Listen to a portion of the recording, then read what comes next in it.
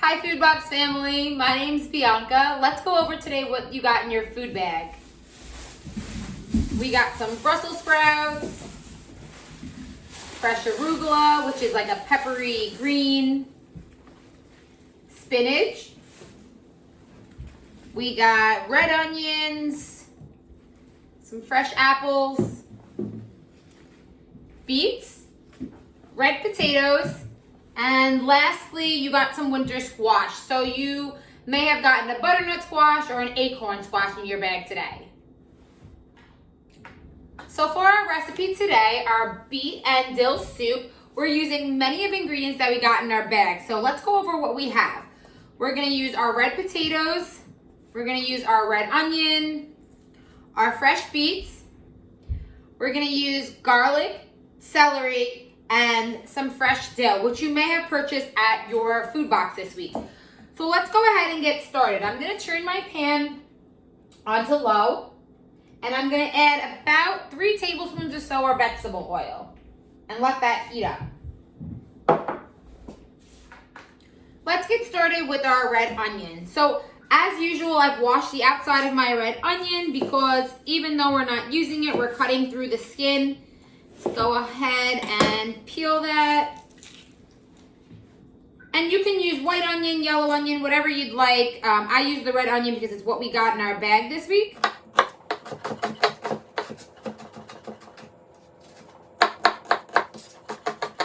Once our oil is hot, let's go ahead and add in our 1 onion. You should hear that little bit of sizzle. Now I'm gonna move on to my beets. Now the recipe calls for you to use the beets in a couple of different ways. So the first way, you can oil it, salt and pepper it, wrap it in tin foil and roast it in the oven. You could chop it up and boil it. What I'm gonna do today is I'm gonna do a light saute, and then once I cover it with water for my soup, it's gonna continue to cook. You guys can do it either way. I'm gonna cut off both ends so I have a nice flat surface to work with. I have made sure I've scrubbed this nice and clean, but I'm not peeling the skin because I'm gonna cut it pretty small and everything's gonna get very soft. My one warning when you're using beets is that the beet juice is gonna kind of get on your hands, turn them a little bit pink. You can use gloves to do this, so this way your hands won't get dyed. It's not a big deal if they do, it washes right off. All right, so all I've done is I've cut my beets into planks, right?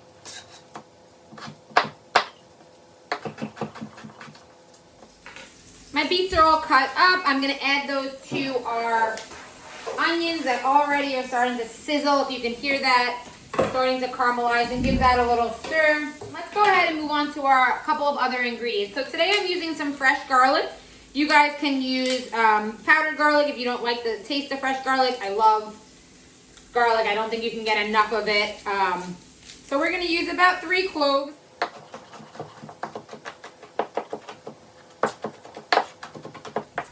All right, our garlic is ready to go in our pan.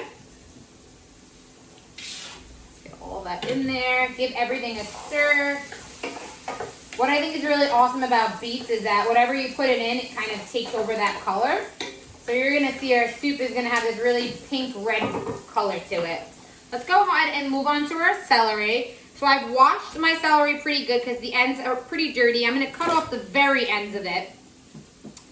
And then what I'm gonna do is just gonna go ahead and chop it all up. I'm gonna leave the leaves on as well. Celery leaves have a lot of flavor and we can definitely cook with those. We don't need to get rid of them. So let's go ahead and slice these up nice and thin.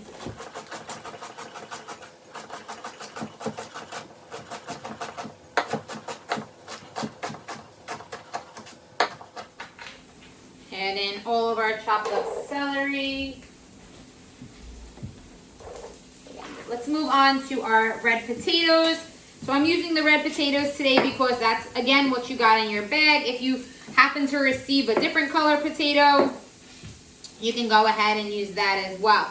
I'm going to do the same thing I did with my beets, and I am going to cut my potato into planks. And then I am going to cut them into strips and dice them up.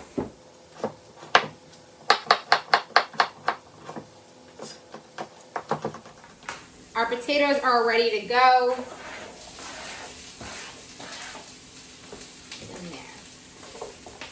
Once you have all your veggies in there and they've sauteed for a few minutes just to start to soften and start to get brown and crispy, we're gonna go ahead and add some of our seasoning. So today we're doing salt, and we're doing a little bit of black pepper, and then the kicker, we're gonna do a little bit of cayenne pepper. So if you don't like spice, you can add just a tiny bit, or you could just omit this altogether and just use black pepper. I like the cayenne in there. It doesn't make it too spicy, but it definitely brings out some of those flavors, gives it a little bit of a kick. And then we're gonna go ahead and cover our soup with water. So I'm using about 4 cups of water or so, depending on how brothy you like it.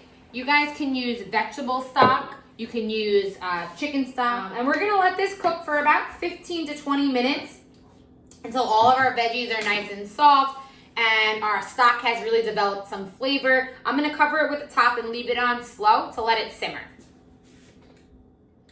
So our soup has been cooking for about 15 to 20 minutes.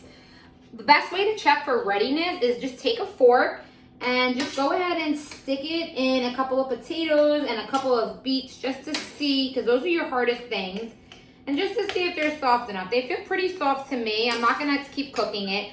Lots of my liquid has kind of cooked away, so at this point you can add a little bit more broth to it if you like it a little bit thinner. But what we're gonna do is we're gonna finish it off with 2 things. So we have our balsamic vinegar that we're adding in, about 2 teaspoons, and then our fresh dill.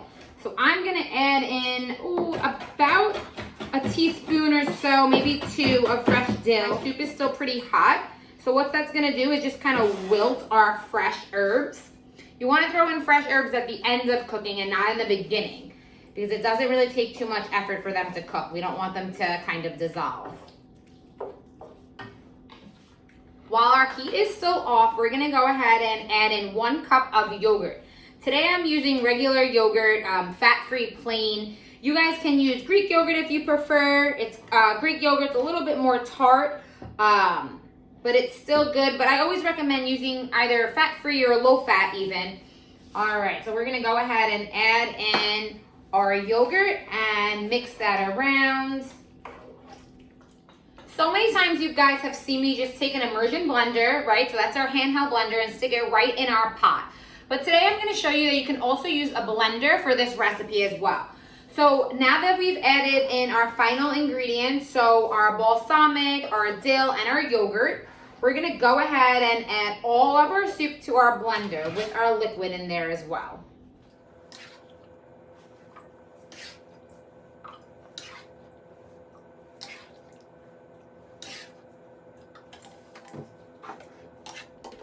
Once all of our soup is in there, let's go ahead and close the top, make sure it's secure, and turn it on.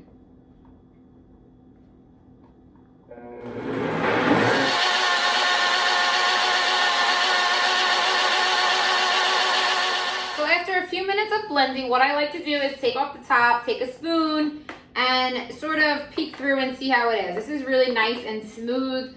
Definitely consistency that I want. If you like it to still have little bits and pieces in there, don't blend it as long, and it'll have some bits of veggies in there. I made this really nice and smooth. All right, now that our soup is all ready to go, I'm gonna go ahead and serve it out so you guys can see how it, oh my gosh, it is, I love the color of this soup. It's just so cool. It's like this really vibrant, red, pinkish. All right. And then I love to top it with some feta cheese. What's really amazing about this soup is that you can chill it in the refrigerator and kind of enjoy it cold, and it's just as tasty. You can finish that with like a dollop of fresh yogurt if you want, or you can add some cheese. But today I'm gonna serve it out hot with a little bit of my crumbles feta right on top, just like that. Oh.